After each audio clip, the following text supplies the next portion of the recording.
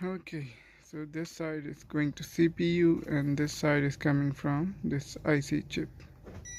So since this is short over here, so it means the IC side is fine.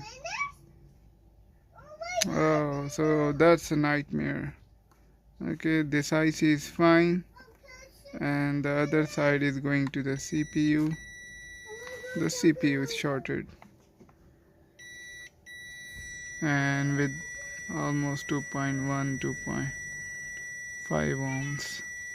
So it is shorted. If it was 6 ohms, then the CPU is fine, 6 to 9 ohms, because these CPUs run on very low ohms. But it is showing 1.9. It means that the CPU is shorted.